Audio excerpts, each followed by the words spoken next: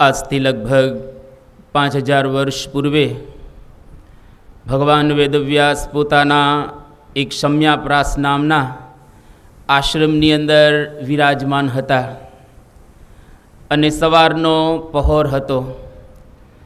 સૂર્યનારાયણ હજુ ઉગવાની તૈયારીમાં હતા અને સમગ્ર ભૂમંડળની અંદર લાલીમાં છવાઈ ગઈ હતી. એ વખતે નારદજીનો પ્રવેશ ત્યાં આગળ આશ્રમમાં થયો. સ્વાભાવિક રીતે આપણા ઘરે અથવા તો આશ્રમની અંદર સંત પધારે એટલે આનંદ દરેકને થાય જ. આ તો ભગવાન વેદવ્યાસ જે આજે ઉદાસ થઈ અને બેઠા હતા અને જેવા નારદજી પધાર્યા એટલે નારદજીએ વ્યાસજીને કહ્યું કે વ્યાસજી, આજે કેમ તમે ઉદાસ બેઠેલા છો? ત્યારે વ્યાસજીએ કહ્યું કે સમગ્ર ભૂમંડળને માટે મેં ઘણું લખ્યું. 4 વેદો એનું વિભાજન કર્યું અને જુદા જુદા મંત્રોને જુદા જુદા વિષયની અંદર મેં બરાબર રીતે ગોઠવ્યા. પણ લાગ્યું કે લોકો વેદો બરાબર નહીં સમજી શકે, એટલા માટે મેં આખ્યાનો દ્વારા લગભગ 4 લાખ જેટલા શ્લોકો પુરાણની અંદર લખ્યા અને 17 પુરાણ મેં વ્યવસ્થિત રીતે બનાવ્યા.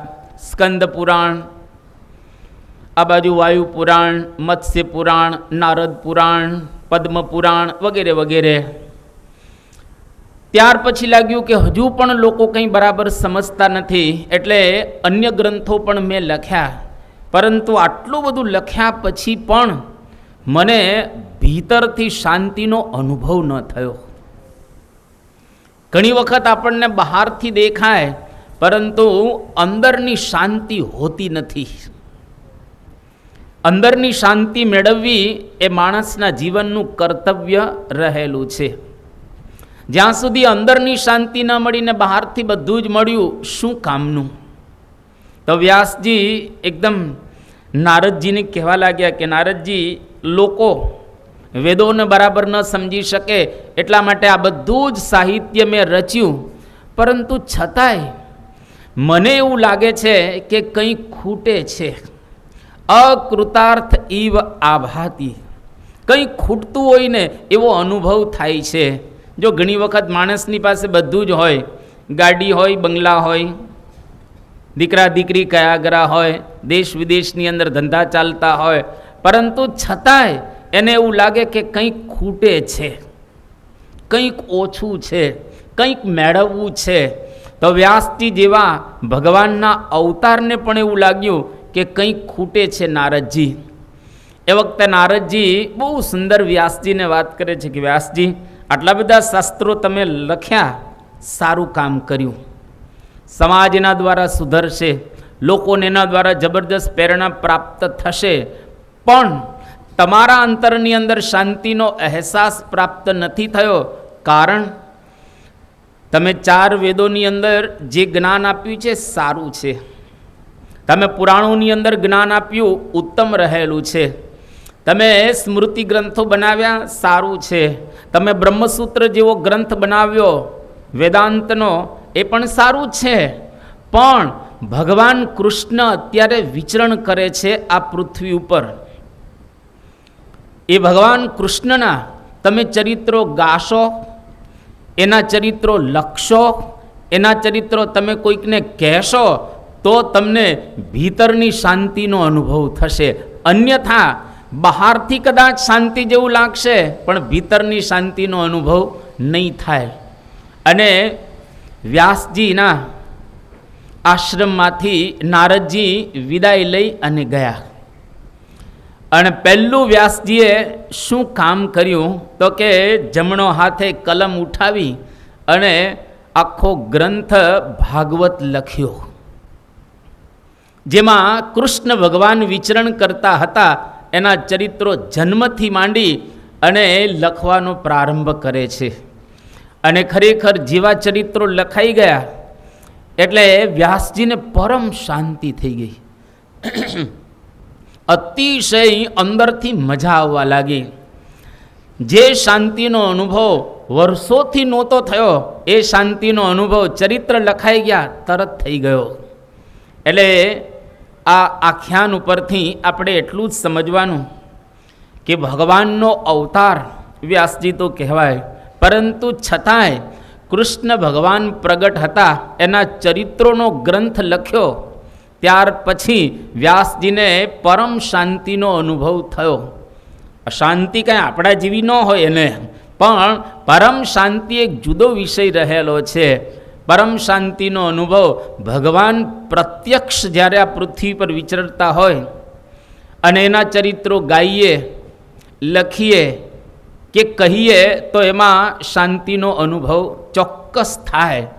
એટલે આપણે અહીંયા આગળ આજથી ભગવાન સ્વામિનારાયણ જેના દ્વારા આ ધન્ય ધરા ઉપર વિચરણ કરે છે, આપણે કોઈએ ભગવાનને જોયા નથી. સ્વામિનારાયણ ભગવાનનો કોઈ આપણને વિશેષ અનુભવ પણ રહેલો નથી.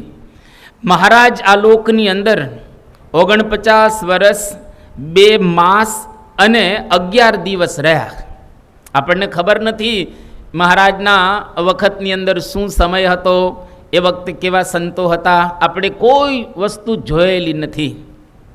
પરંતુ આપણા સંપ્રદાયની માન્યતા પ્રમાણે આજે ભગવાન સ્વામિનારાયણ જેના દ્વારા પ્રત્યક્ષ વિચરણ કરી રહેલા છે, જેના દ્વારા પૃથ્વી પર પોતે આપણને દર્શન આપી રહ્યા છે, એવી આપણી જે ગુરુ પરંપરા, એ ગુરુ પરંપરાની અંદર આજે પ્રત્યક્ષ રૂપે આપણને પરમ પૂજ્ય મહંત સ્વામી મહારાજ પ્રાપ્ત થયા છે. કે મહંત સ્વામી મહારાજ ગાદી ઉપર આવ્યા અને ત્યાર પછી એમણે અનંત ચરિત્રો કર્યા છે, પરંતુ આપણી ચાંચમાં, આપણી બુદ્ધિની અંદર, આપણામાં જેટલું કંઈ સમજણનું અંગ છે એ પ્રમાણે આપણે એમના ચરિત્રો ગાઈ રહેલા છીએ. મહાપુરુષના ચરિત્રો અગાધ છે, એમનું જીવન પણ એટલું ઊંડું અને એટલું વિશાળ રહેલું છે કે જેને સમજવા આપણી બુદ્ધિ બહુ જ સામાન્ય રહે, અથવા તો આપણે કહીએ કે એમના ચરિત્રોને જેમ છે તેમ સમજવા અતિશય અઘરા રહેલા છે. પરંતુ જેટલું કંઈ આપણી ચાંચમાં બળ છે એ પ્રમાણે આપણે એમના ચરિત્રો આજથી ગાવાનો પ્રારંભ કરીએ છીએ. તો તારીખ પ્રમાણે જેમ જેમ મહંત સ્વામી મહારાજના ચરિત્રો આપણે ગાશું, વર્ષ પ્રમાણે 2018નું વર્ષ, તારીખ 1/11/2018 ગુરુવાર, ગોંડલ, પરમ પવિત્ર ગોંડલ ધામ. વિશ્વના બધા જ હરિભક્તો ગોંડલ હંમેશને માટે જાય છે, પધારે છે. નાના મોટા કંઈ દુઃખો હોય તો ગોંડલની અંદર એના દુઃખોનું શમન થાય છે. આજે પણ પ્રદક્ષિણા દ્વારા, માનતા દ્વારા અથવા તો અન્ય રીતે પણ હરિભક્તો બધા ગોંડલ જાય છે. એક વખત એવું પણ સાંભળેલું કે અહીંયા આગળ સુરતના જ લગભગ થોડા વર્ષો પૂર્વે 10 જેટલા હરિભક્તો હતા, એને દીકરા ન હતા, અને 10 સંકલ્પ કરો કે ગોંડલની પ્રદક્ષિણા કરીશું, જો દીકરો થાય તો 10 ને થયા.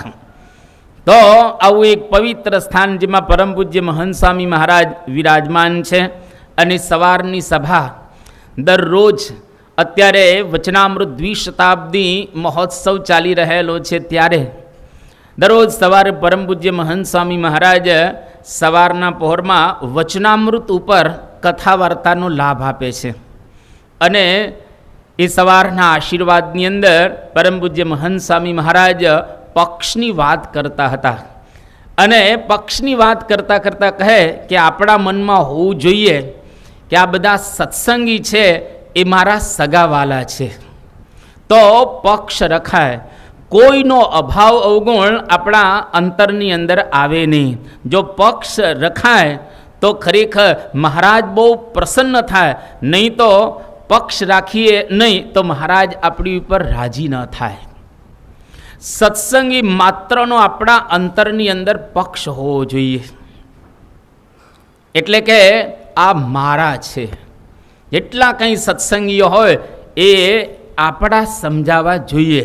મહારાજ કોઈ દિવસ માંદા હોય ત્યારે લગભગ મહારાજની આજુબાજુ જે સેવકો હોય કોઈને મળવા નહોતા દેતા, કારણ કે મહારાજની તબિયત એ પ્રકારની હોય એટલા માટે. પરંતુ એક વખત શ્રીજી મહારાજ ખૂબ બીમાર હતા. અતિશય મહારાજે બીમારી ધારણ કરેલી હતી અને એક અમરેલીના માણેકલાલને શ્રીજી મહારાજ સામેથી કહે છે કે એને બોલાવો, મારે મળવું છે. આજુબાજુ બેઠેલા સેવકો સંતો મહારાજને વિનંતી કરી કે મહારાજ તમારી તબિયત સારી નથી, હમણાં તમે આરામ કરો. કે ના, મારે આ અમરેલીના માણેકલાલને મળવું છે, તમે એને અહીંયા આગળ મારી પાસે મોકલો, મારે એને મુલાકાત આપવી છે, પણ મારા તમારી તબિયત સારી નથી. મહારાજ કે ભલે તબિયત સારી ન હોય પણ મારે એને મળવું છે. શા માટે? તો શ્રીજી મહારાજ કહે છે કે એમણે સત્સંગીને 500 રૂપિયા આપી અને જેલમાંથી છોડાવ્યો હતો. સગા ભાઈ જેવો એને આ સત્સંગીનો પક્ષ રાખેલો હતો. જેમ કોઈ ભાઈનો પક્ષ રાખે, સગાનો રાખે, એવી જ રીતે આને સત્સંગીનો પક્ષ રાખેલો હતો. ભલે એને ગુનો જ કર્યો હતો, પરંતુ છતાંય એને 500 રૂપિયા આપી અને જેલમાંથી છોડાવેલો. મહારાજ કે જે કોઈ પક્ષ રાખે એ અમને ખૂબ ગમે. ગોરિયાદના રણછોડભાઈએ શાસ્ત્રીજી મહારાજનો જબરજસ્ત પક્ષ રાખેલો. શાસ્ત્રીજી મહારાજ એ પોતે જ્યારે આપણે જાણીએ છીએ પ્રમાણે વડતાલમાંથી જેવા નીકળ્યા એ વખતે શાસ્ત્રીજી મહારાજને અતિશય દુઃખ આપેલું હતું વડતાલની અંદર, જેની વાતો આપણે ક્યાં બીજી રીતે ઘણી વખત સાંભળી ચૂકેલા છીએ. પરંતુ એવા ઘણા હરિભક્તો હતા જેમણે શિર સાટે શાસ્ત્રીજી મહારાજનો જબરજસ્ત પક્ષ રાખ્યો. આજે મહંત સ્વામી મહારાજ આપણને સવારમાં સમજાવી રહ્યા છે કે સત્સંગીનો પક્ષ રાખો. આજે રણછોડભાઈ હતા, એક વખત રસ્તા ઉપરથી પસાર થતા હતા અને 2 જણા રસ્તા રોકીને બેઠેલા. એ કે રણછોડને પતાવી દેવો, અને બંદૂક લઈને જ આવેલા. રસ્તાની અંદર હતા 2 જણા અને રણછોડભાઈ આવ્યા અને 2 નાળચાની જે બંદૂક છે રણછોડભાઈની સામે ધરી. રણછોડભાઈ કે જો, બ્રહ્મ સ્વરૂપ શાસ્ત્રીજી મહારાજનો હું શિષ્ય છું અને શાસ્ત્રીજી મહારાજે જે કરેલું છે એ પોતા માટે નથી કર્યું. શાસ્ત્રીજી મહારાજે જે કરેલું છે એ અહમ મમત્વથી નથી કર્યું. શાસ્ત્રીજી મહારાજે આ સિદ્ધાંત સ્થાપ્યો છે એ કોઈ માન મોટો મેળવવા માટે નથી સ્થાપ્યો, પરંતુ અખિલ ભૂમંડળની અંદર અક્ષર પુરુષોત્તમ મહારાજનો ડંકો વાગે અને આ ભગવાન સ્વામિનારાયણનું જ્ઞાન બધા પ્રાપ્ત કરે, જેના દ્વારા અક્ષર વાટ ખુલ્લી થાય, એટલા માટે શાસ્ત્રીજી મહારાજે આ પ્રમાણે આ સિદ્ધાંત સ્થાપેલો છે. એટલે હું તો એમના પક્ષની વાત તમને કરી રહેલો છું. એટલે શાસ્ત્રીજી મહારાજની અંદર મને પરમ શ્રદ્ધા છે. પેલા લોકો બંદૂક મારવાનો પ્રારંભ કરે છે ને આમ ટીગર દબાવ્યું બંદૂકનું, પણ ફૂટે જ નહીં. ફૂટ્યું જ નહીં. 1 વાર 2 વાર, અરે 4 વાર દબાવ્યું તો બંદૂક જ ન ફૂટી. અને પછી એને છોડી દીધા રણછોડભાઈને. અને રણછોડભાઈ લગભગ 101 ફૂટ જેટલા દૂર ગયા હશે અને 101 ફૂટ જેટલા દૂર ગયા અને પેલા એ ટ્રાય કરી, તરત ફૂટી બંદૂક, તરત બંદૂક ફૂટી. પણ રણછોડભાઈની સામે નાળચું હતું, એ બંદૂક ફૂટી નહીં. શાસ્ત્રીજી મહારાજનો એને જબરજસ્ત પક્ષ રાખેલો હતો. એટલા માટે મહંત સ્વામી મહારાજ કહે છે, ભલે કદાચ ઓછું સમજાય સત્સંગની અંદર, પણ આ સત્સંગી બધા જ મારા છે. અને જો એવું આપણે માનીએ તો ખરેખર આપણા હૃદયની અંદર એક શાંતિનો અહેસાસ પ્રાપ્ત થાય. એટલા માટે તો શ્રીજી મહારાજ મધ્યના 60મા વચનામૃતમાં કહે છે કે પક્ષવાળો હરિભક્ત એ પૂરો હરિભક્ત કહેવાય, અધૂરો નહીં, પૂરો હરિભક્ત. 100% આ હરિભક્ત કહેવાય, જેને ખરેખર સત્સંગીનો પક્ષ હોય તે. એક કેસર મિયા હતા, મુસલમાન હતા, પણ સમહાવ ભગવાન સ્વામિનારાયણનો એમને યોગ થયો અને સ્વામિનારાયણ ભગવાનના યોગે કરીને એ સત્સંગી થઈ ગયા. એને કંઠી બાંધી. હવે મુસલમાન પછી કંઠી બાંધે અને તિલક ચાંદલો કરે એટલે સ્વાભાવિક રીતે તો એના ધર્મના લોકો બોલવાના જ હોય, પરંતુ બધું જ એને સહન કરી અને ભગવાન સ્વામિનારાયણની અંદર એ પોતે જોડાય છે. બધાએ ખૂબ વિરોધ કર્યો, અતિશય વિરોધ, પણ આ કેસર મિયા એકના બે ન થયા. એ વખતે ભાણજી મહેતા જે વઢવાણના કારભારી હતા, હવે આ કેસર મિયા પણ એ જ વિસ્તારની અંદર સ્વાભાવિક રીતે આવે. અને એક વખત એવું બન્યું કે ભાણજી મહેતા જે વઢવાણના હતા એને ધાંગધ્રા જવાનું થયું. અને ધાંગધ્રાની અંદર એક બ્રાહ્મણ હતો. એ બ્રાહ્મણ એ સ્વામિનારાયણ ભગવાનના દર્શન કરવા માટે એ જતો હતો, પણ એની પાસે કોઈ પૈસા નહોતા. એટલે આ ભાણજી મહેતા એમને વાત કરી કે ભાઈ આ તમારે જો દર્શન કરવા હોય તો તમે જાઓ, પણ કે મારી પાસે પૈસા નથી.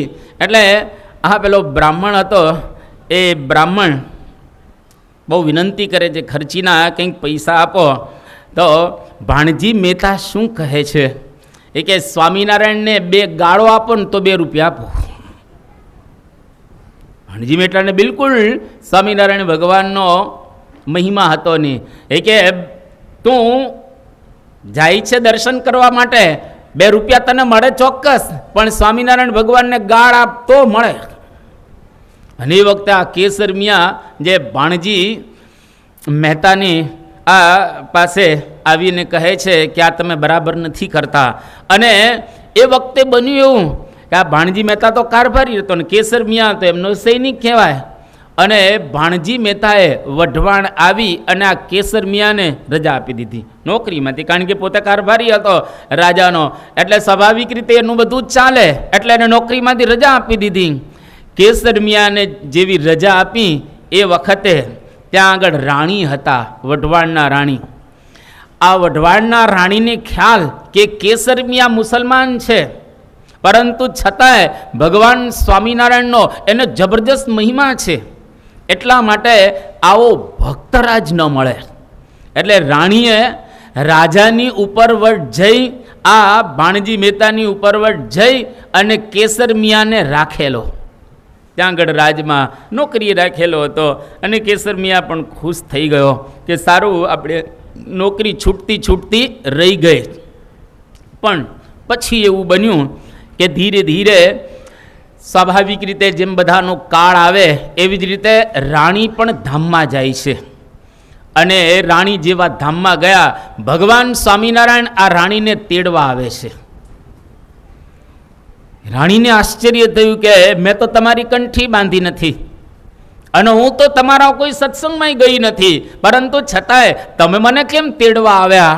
ત્યારે સ્વામિનારાયણ ભગવાન પેલી રાણીને કહે છે કે બેન, તે અમારા ભક્તરાજ કેસર મિયા જે મુસલમાન હતા એનો તે પક્ષ રાખ્યો ને, એટલા માટે હું તને મારા અક્ષરધામમાંથી તેડવા માટે આવ્યો છું. ફક્ત પક્ષ કોઈ રાખે હરિભક્તોનો, એને પણ ભગવાન તેડવા આવે. તો આજે મહંત સ્વામી મહારાજ કેટલી અદ્ભુત આપણને વાત કરી રહ્યા છે. આપણે ઘણા પ્રસંગો સત્સંગની અંદર સાંભળી ચૂકેલા છીએ. એક બહુ જ પ્રસિદ્ધ પ્રસંગ કે ગુંદાળી ગામની અંદર રાણદેબાઈ હતા. એ રાણદેબાઈના 2 દીકરા હતા, એક મામૈયો અને બીજો મેરામણ. આ મામૈયો અને મેરામણ એક વખત બારગામ ગયેલા, અને એ વખતે એ ગામની અંદર સાધુઓ આવ્યા.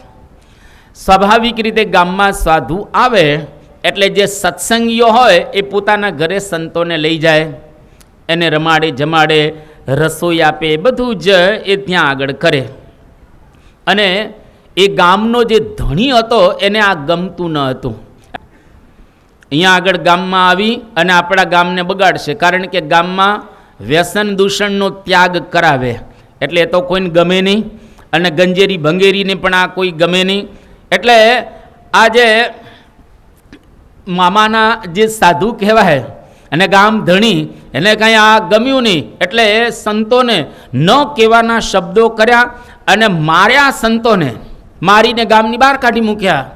એ વખતે મામૈયો અને મેરામણ બારગામથી આવે છે અને એને જોયું કે આપણા ગામની અંદર મારા મામાના સાધુ આવેલા, મામાના, પોતાનો તો નહીં, મામાના સાધુ આવેલા અને આ ગામની અંદર આ ગામ ધણી એને માર્યા. તો મામૈ અને મેરામણ બે ગયા ખુલ્લી તલવાર લઈને. જો આ પક્ષ ખુલ્લી તલવાર લઈને એ લોકો ગયા અને જે ગામ ધણી હતો એને કાર્યક્રમ એનો પૂરો કર્યો ત્યાં આગળ. અને એ ગામ ધણીને જ્યારે મારી નાખે છે ત્યાર પછી ત્યાં યુદ્ધ થાય છે અને યુદ્ધની અંદર આ મામૈયો અને મેરામણ બે મૃત્યુ પામે છે અને ભગવાન સ્વામિનારાયણ ત્યાં આગળ વિરાજમાન છે અને ભગવાન એને લેવા માટે જાય છે. હવે કહ્યું કે મહારાજ તમે કેટલા માટે?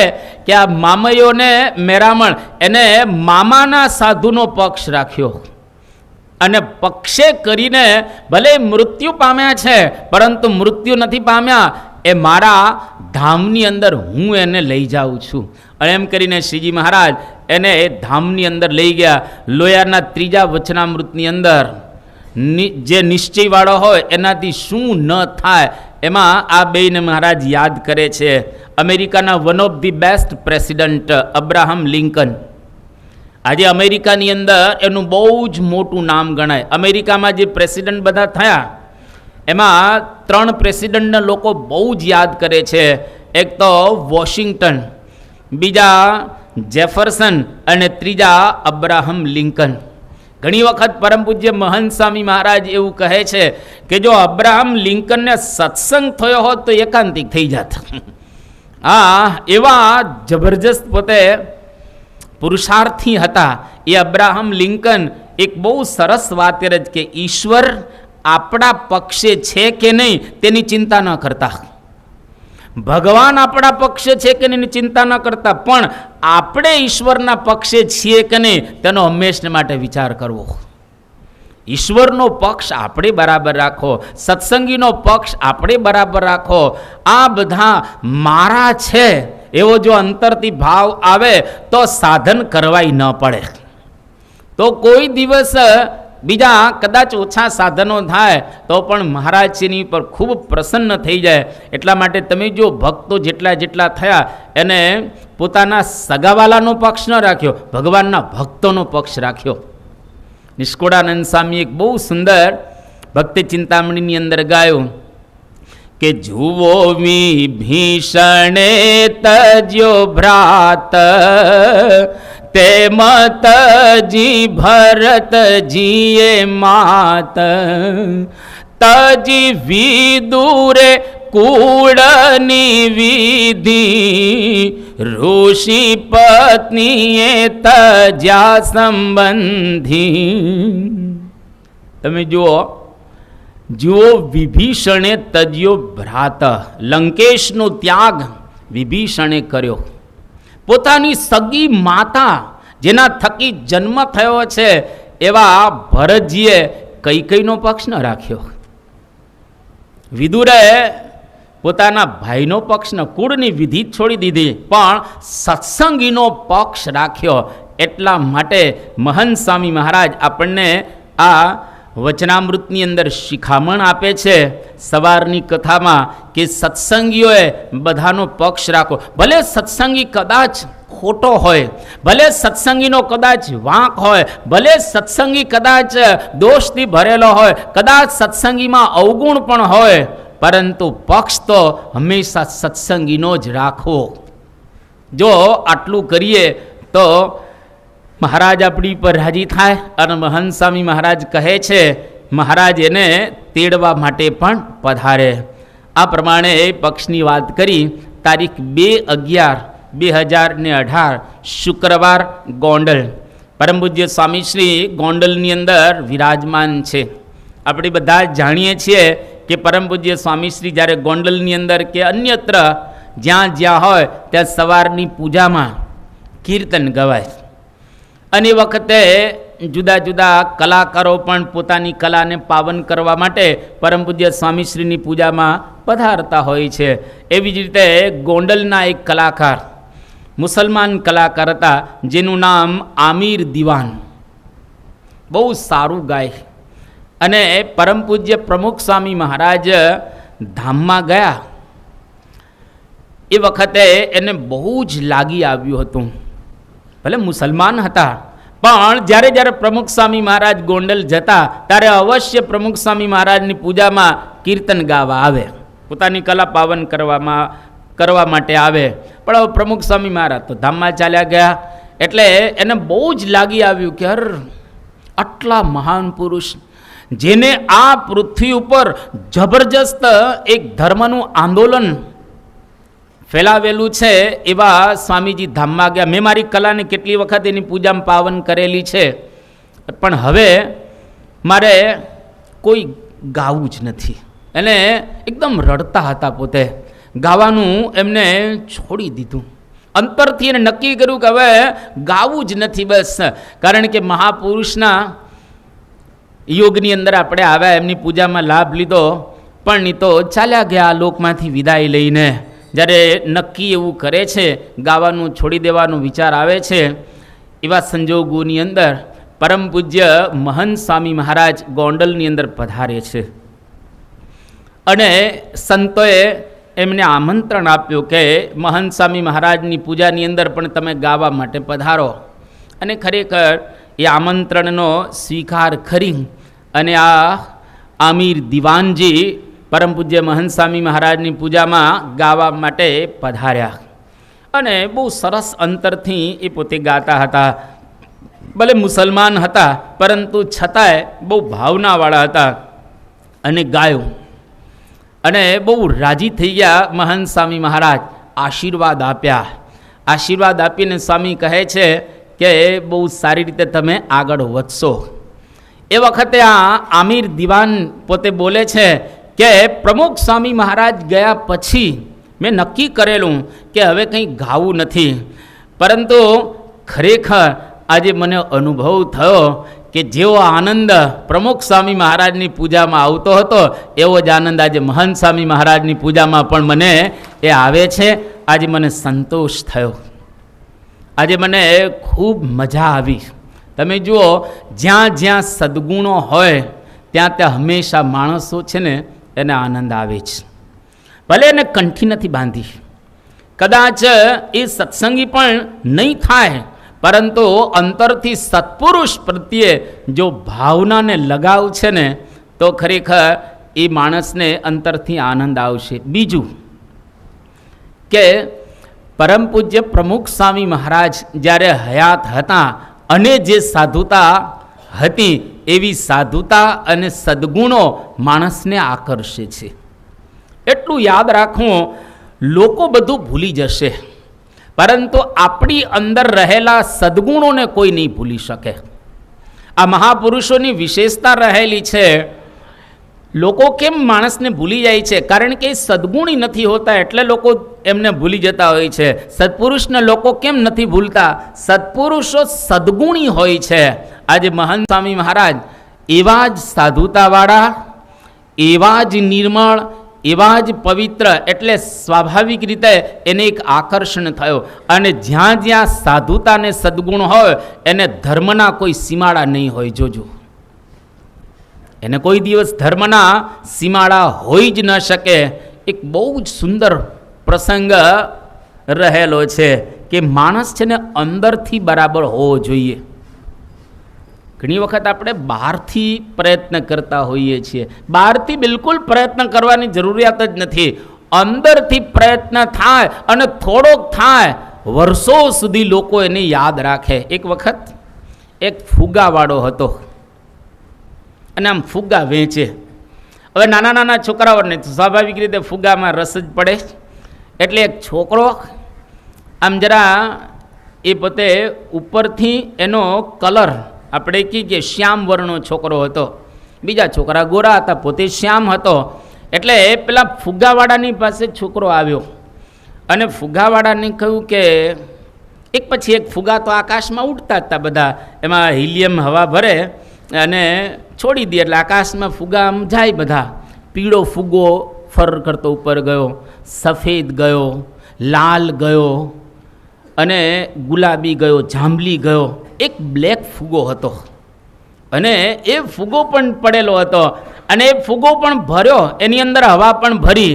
અને પેલો છોકરો નજીક આવ્યો અને પેલા ફુગાવાળાને બહુ સરસ રીતે આ પ્રદેશનો પ્રસંગ છે એટલે ઇંગ્લિશમાં એ છોકરો બોલે છે કે બાળક પ્રશ્ન કેટલો સરસ પૂછે છે કે if you release a black balloon would that also fly, કે તમે આ કાળો ફુગો છે એની અંદર હવા ભરશો, એ ફુગો પણ આકાશમાં જશે? એના મનમાં એમ કે પીળો ને લાલ ને ગુલાબી ને જાંબલી ઉપર જાય છે એટલે કાળા નહીં જતા હોય ફુગા ઉપર આકાશની અંદર. એટલે આ પ્રશ્ન છોકરો પૂછે છે અને ફુગાવાળો બહુ સરસ જવાબ આપે છે કે સન, it is not the color of the balloon, it is what is inside that moves it up. કે બેટા, આ ફુગાનો કલર અગત્યનો નથી, પરંતુ એની અંદર જે હવા ભરવામાં આવે છે ને એ હવા અગત્યની રહેલી છે. હવાને લઈ અને ફુગો આકાશમાં જાય છે, કલરને લઈને જતો નથી. એટલે આની ઉપરથી બહુ સરસ સિદ્ધાંત આપવામાં આવ્યો કે ઉપર અગત્યનું નથી, અંદર અગત્યનું છે. અંદરની વસ્તુ અગત્યની છે. સત્પુરુષો એ અંદર સદગુણી હોય છે. ઉપર તો આપણા જેવા જ દેખાય ને.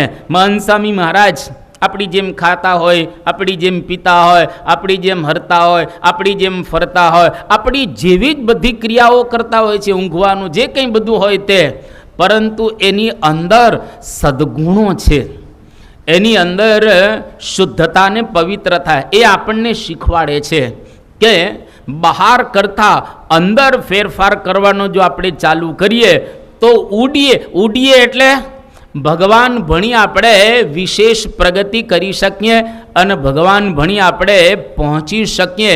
આ મહંત સ્વામી મહારાજના જીવન દ્વારા આપણને શીખવા મળે. એટલા માટે અહીંયા આગળ આપણે પણ એટલું અંગીકાર કરીએ કે ધીરે ધીરે ભીતરથી સદગુણી થવાનો પ્રયત્ન કરીએ. જીવન દરરોજ જાય છે, क्षण क्षण इकट्ठा होकर लंबा युग बन जाता है. एक एक क्षण भेगी करी અને લાંબો યુગ થઈ જાય. એક ક્ષણ એવી આવશે જેમાં આપણે કાર્યક્રમ પૂરો થઈ જશે. આપણો કાર્યક્રમ પૂરો, કેટલાયના પૂરા થઈ ગયા છે ને, તો આપણો વારો તો એક દિવસ આવવાનો છે. એટલે અંદરથી સદગુણો પ્રાપ્ત કરવા એ મહંત સ્વામી મહારાજ પોતાના જીવન દ્વારા આપણને બતાવી રહેલા છે. તારીખ 8/11/2018 સાલ ગુરુવારનો દિવસ સ્વામી શ્રી ગોંડલની અંદર જ વિરાજમાન છે.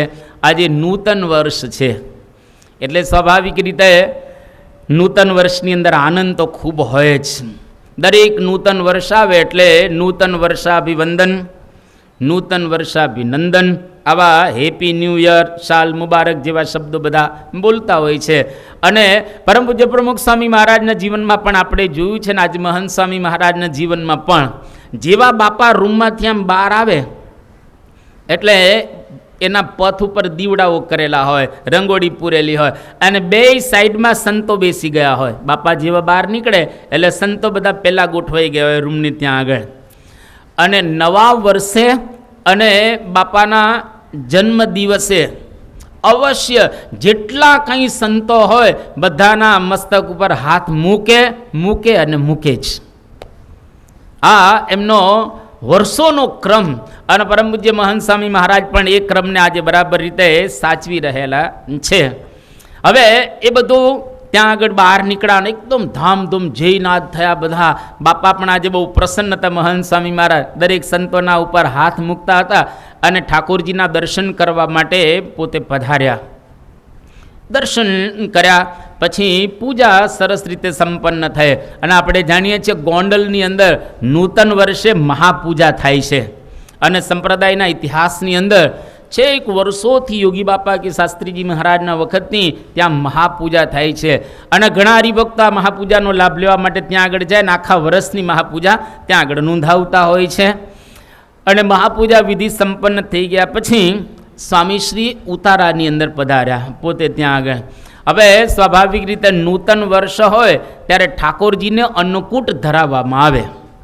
હવે અન્નકૂટ ની જ્યારે આરતી થાય ત્યાર પછી જ, સામાન્ય રીતે કોઈ મોટી બીમારી ન હોય તો સંતો અન્નકૂટની આરતી ઉતરી જાય ત્યાર પછી જ ભોજન લે, અથવા તો પાણી પીવે કે જે બધું એ કરવાનું હોય, જ્યુસ વગેરે. પણ એની પહેલાં કોઈ સંત કોઈ પ્રકારે નાસ્તો કે ભોજન કે કશું એ લે નહીં. સ્વામીશ્રીની ઉંમર 86 વર્ષની છે અને 86મા વર્ષનો પ્રારંભ થઈ રહેલો. એ વખતે તમે જુઓ, મહંત સ્વામી મહારાજ પૂજા કરી અને હવે તો અંદર આવી ગયા છે. અને ત્યાં આગળ બધા સેવકોએ કહ્યું કે હવે આપણે નાસ્તો કરી લઈએ. અને મહંત સ્વામી મહારાજે કહ્યું કે જ્યાં સુધી ઠાકોરજીની આરતી ન થાય ત્યાં સુધી આપણાથી નાસ્તો પણ ન થાય, નાસ્તો નથી કરવો. એ કે બાપા તમે હાર્ટ પેશન્ટ છો. મહંત સ્વામી મહારાજને બાયપાસ સર્જરી કરાવેલી છે, એટલે અમુક પ્રકારની દવા નિત્ય લેવી જ પડે, એમાં આ બિલકુલ ચાલે નહીં. એટલે એ કહ્યું કે સ્વામી તમારે અમુક દવા લેવાની હોય છે, માટે આપણે થોડીક દવા લેવા માટે દૂધને આ બધું પી લઈએ. અને આમેય શાસ્ત્રોની અંદર એવું કહેવામાં આવ્યું છે કે 80 વર્ષની ઉંમર થઈ જાય ત્યાર પછી એને અતિવૃદ્ધ કહેવાય. અતિવૃદ્ધ કહેવાય 80 થાય પછી. ત્યાં સુધી તો એને અતિવૃદ્ધ ન કહેવાય, વૃદ્ધ ચોક્કસ કહેવાય. 60 પછી એને વૃદ્ધ કહેવાય, પણ 80 પછી અતિવૃદ્ધ કહેવાય. એટલે 80 વર્ષની ઉંમર થઈ જાય એટલે પછી એને શાસ્ત્રોના કોઈ નિયમો છે બાધ નથી. પછી કદાચ થોડી ઘણી છૂટ લે તો એમાં શાસ્ત્ર એને ના નથી પાડતો. એટલા માટે તમારી ઉંમર 80 કરતાં તો વધારે થઈ ગઈ છે, આ 86 વર્ષ થયા છે, એટલે હવે તમે આ થોડુંક અંગીકાર કરો તો સારું. આત્મસ્વરૂપ સ્વામી જે પરમ પૂજ્ય મહંત સ્વામી મહારાજની સાથે એમને વિનંતી કરી અને સંતોએ પણ બધાએ વિનંતી કરી કે આપ થોડું અંગીકાર કરો. મહંત સ્વામી મહારાજ ઘસી ના પાડી દે છે. એ કે ના, જરાય લેવું નથી, અત્યાર સુધી આપણે લીધું નથી, હવે લેવું નથી. પણ કહ્યું કે સ્વામી તમે થોડુંક લઈ લો, અને જેથી કરીને સ્વાસ્થ્ય બગડે નહીં. અને દવા જો આપણે ન લઈએ તો બીજા પ્રકારની શરીરમાં વિકૃતિ પણ થાય, એટલા માટે તમે આટલો અંગીકાર કરો. મહંત સ્વામી મહારાજ ઘસી ના પાડી દે છે. અને એક વાક્ય બહુ અદ્ભુત બોલે છે કે એક દિવસ ન લઈએ તો ઓછા મરી જવાના છીએ. એક દિવસ આપણે ન લઈએ તો થોડા મરી જવાના છીએ. સંતોએ બહુ વિનંતી કરી, આનાકાની કરતા રહ્યા અને સંતો વિનંતી કરતા રહ્યા, પરંતુ અંતે મહંત સ્વામી મહારાજે કશું લીધું નહીં. આ એની દ્રઢતા. એટલા માટે નિયમ અને ધર્મ અમુક ઉંમર પછી છોડી દો તોય કદાચ વાંધો ન આવે, કારણ કે શાસ્ત્ર કહે છે 80 પછી. પરંતુ આપણા ગુરુવર્યો કેવા અદ્ભુત રીતે નિયમ અને ધર્મને પાડી રહેલા છે. આ મૂર્તિમાન ઉદાહરણ. એટલા માટે જેમ શ્રીજી મહારાજે એક વખત વાત કરેલી અને નિષ્કુળાનંદ સ્વામીએ એના કાવ્યની અંદર લખેલું છે અને પ્રેમાનંદ સ્વામીએ એના કીર્તનમાં લખેલું છે. પ્રેમાનંદ સ્વામીએ એવું લખ્યું, સૌ તમે પાડજો રે સર્વે દ્રઢ કરી મારા નેમ, તમ પર રીજશે રે ધર્મ ને ભક્તિ કરશે ક્ષેમ. કેટલું અદ્ભુત છે. મારા નિયમ અને ધર્મને પાડજો. નિયમ ધર્મની અંદર જરાય આગુ પાછું કરતા નહીં, અને જો એ પાડશો તો આલોક ને પરલોક બેયમાં તમને આનંદ થશે. શિક્ષાપત્રીની અંદર મહારાજ આ વાત કરે છે, 9મા અને 10મા 8મા અને 9મા શ્લોકની અંદર મહારાજ કહે છે, યે પાલયંતી મનુજાહા સત્શાસ્ત્ર પ્રતિપાદિતાન સદાચારાન. મહારાજ કે સત્શાસ્ત્રમાં લખેલો સદાચાર, નિયમ, ધર્મ, આ બધી વસ્તુઓ જો પાડશે, ઈહા મૂત્ર ચ મહલ, આ લોકની અંદર એને આનંદ આવશે. અને જો નહીં પાડે તો આ લોક અને પરલોકમાં બે જગ્યાએ કષ્ટ ભોગવશે. એટલા માટે કોઈક વખત આપણે છોડી દેતા હોઈએ છીએ કે ચાલશે. આ ભારતમાં ચાલશે શબ્દ છે ને બહુ ડેન્જર શબ્દ છે. આપણા દેશની અંદર ચાલશે શબ્દ છે ને અતિશય ડેન્જર શબ્દ રહેલો છે. પણ શાસ્ત્રમાં એક સરસ વાત કરવામાં આવી અને એ શ્લોક અદ્ભુત. આ દરેક હરિભક્તોએ આમ તો કંઠસ્થ કરવા જેવો આ શ્લોક રહેલો છે કે કર્તવ્યમેવ કર્તવ્યમ પ્રાણે કંઠ ગતેરપી અકર્તવ્યમ ન કર્તવ્યમ પ્રાણે કંઠ ગતેરપી. કર્તવ્યમ એવ કર્તવ્યમ, જે કરવાનું છે એ બરાબર વ્યવસ્થિત કરવું, નિયમ અને ધર્મમાં જરાય ગડબડ નહીં. પ્રાણે કંઠ ગતેરપી, કદાચ પ્રાણ અહીંયા કંઠમાં આવી ગયા હોય તો પણ કર્તવ્ય કર્મને, ધર્મ નિયમને ક્યારેય નહીં છોડવા. આ મહંત સ્વામી મહારાજના જીવનમાંથી આપણને ખરેખર જોવા મળે. અકર્તવ્યમ ન કર્તવ્યમ, જે નથી કરવાનું એ કોઈ દિવસ ન જ કરવું. કદાચ કોઈક આપણને આગ્રહ કરે, કોઈક વખત આપણે વળી સગાવાલાના મોહબતની અંદર લેવાઈ જતા હોઈએ છીએ, ન કરવું એટલે ન જ કરવું. પ્રાણે કંઠ ગતે રપે, પ્રાણ કંઠમાં આવી જાય તો પણ એ કોઈ દિવસ કરવું નહીં. જો આવી રીતે આપણે વર્તીએ તો શ્રીજી મહારાજ કેટલી સુંદર આપણા માટે વાત કરે છે કે સુખ દુઃખ આવે સર્વે ભેળું, એમાં રાખજો સ્થિર મતિ. કેટલી વાત કરે છે. સુખ અને દુઃખ તો આવવાના જ હોય, શરીરના હોય, બીજા ત્રીજા હોય, કે સુખ દુઃખ આવે સર્વે ભેળું, તેમાં રાખજો સ્થિર મતિ. જાળવીશ મારા જનને વળી કરીશ જતનયતિ. એમ કરતા જો પંડ પડશે તો આગળ સુખ છે અતિ ઘણું, પણ વ્રત ટેક જો ટાળશો તો ભોગવશો સહુ સહુ તણું. મહારાજ કે વ્રત ટેક એટલે કે નિયમ અને ધર્મ એને બરાબર રીતે પાળવા. 86 વર્ષે છૂટ લઈ શકત. અને સંતો પાછા આગ્રહ કરે, અને જે સંતો હતા એ બધા નજીક હતા અને એકદમ પ્રેમથી એની અંદર જોડાયેલા હતા. પણ કેટલી મહારાજની આજ્ઞા મહંત સ્વામી મહારાજ પાડી રહેલા છે. એટલે નિષ્કુળાનંદ સ્વામી જ્યારે લખતા હશે આ ગ્રંથ, ત્યારે નિષ્કુળાનંદ સ્વામીને હશે કે આ ગુરુ પરંપરા બરાબર સાચવશે. એટલે નિષ્કુળાનંદ સ્વામી એક સરસ લખ્યો છે કડવો, કે ઠેલી નિયમને કામ ન કરવું, મર હોય લાભ જો લાખનો, પણ લલચાવીએ નહીં લેશ મનને, જાણીએ મવાળો કાખનો. શરીર કપાય મર સઘળું, થાય ટૂંક ટૂંક મરતન, પણ ન દેવું કપાવા નાકને, તેની રાખવી જા જીજતન. આ નિષ્કુળાનંદ સ્વામીએ અદ્ભુત લખ્યું કે ઠેલી નિયમને કામ ન કરવું. નિયમ ધર્મના ભોગે કોઈ કામ કરવાનું જ નહીં, એમાં જરાય ચલાવી લેવાનું નહીં. ઠેલી નિયમને કામ ન કરવું. મર હોય લાભ જો લાખનો, 1 લાખ રૂપિયાનો લાભ મળતો હોય, આ તો લખે છે ત્યારે લાખો, અત્યારે કરોડ સમજવાના. અત્યારે તો કરોડનો લાભ જતો હોય તો પણ નિયમ ધર્મનો ત્યાગ કરી અને કામ ન કરવું. શરીર કપાય મર સઘળું. શરીર કપાય એટલે તો સ્વાભાવિક રીતે આપણે ધામમાં જવાનું જ હોય. શરીર કપાય મર સઘળું, થાય ટૂંક ટૂંક મર તન, તનના ભલેને ટુકડા થઈ જાય તો પણ ન દેવું કપાવા નાકને, તેની જાજી રાખવી જતન. આ કેટલી અદ્ભુત મહારાજના શબ્દોની નિષ્કુળાનંદ સ્વામી વાત કરી રહેલા છે. એટલા માટે નિયમ અને ધર્મમાં બરાબર રીતે વર્તું. એક વખત શ્રીજી મહારાજ વડતાલની અંદર વિરાજમાન છે અને વડતાલની અંદર પુષ્પ દોલોત્સવનો સમયો કર્યો. બહુ ધામધૂમથી આપણે જાણીએ છીએ કે 12 દ્વારનો હિંડોળો શોભે. મહારાજ 12 બારણાએ દર્શન બધાને આપતા હતા અને 12 સ્વરૂપ ધારણ કરેલા, અને હિંડોળા મહારાજ બેઠા. ફર્સ્ટ ક્લાસ આખો એક ઉત્સવ થયો.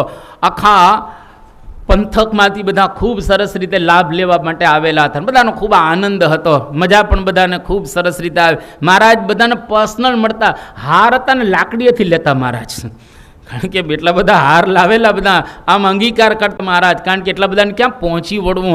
પણ મહારાજે બધાને પર્સનલ સુખ આપ્યો. અને આ ઉત્સવની અંદર મહારાજે બહુ જ એક અદ્ભુત વાત કરી કે જે નિયમ પાળે છે તેનામાં ભગવાન આવીને વસે છે. નિયમ રાખતો નથી તેનામાં અધર્મ નિવાસ કરે છે. આ મહારાજે એક અદ્ભુત વાત કરી કે ખરેખર જે નિયમ પાડે એની અંદર ભગવાન આવી અને અખંડ નિવાસ કરે છે. તો નાની ઉંમર હોય, યુવાન હોઈએ કે વૃદ્ધ હોઈએ કે અતિવૃદ્ધ હોઈએ, તો પણ આપણા નિયમ અને ધર્મ એને બરાબર શિર સાથે પાળવા એ આપણી શોભા છે, એ આપણા પ્રાણ છે. અને આપણા સંપ્રદાયના જેટલા ગુરુવર્યો રહેલા છે એમના જીવનની અંદર આ નિયમ અને ધર્મની ખૂબ દ્રઢતા આપણને જોવા મળે છે. મહંત સ્વામી મહારાજના જીવનની અંદર પણ આપણે આવી નિયમ અને ધર્મની દ્રઢતા એ નિહાળી. તો આવી જ રીતે આપણા ગુરુવર્યોના જે ચરિત્રો છે એનું પાન અને ગાન આપણે કરવા જઈ રહ્યા છીએ.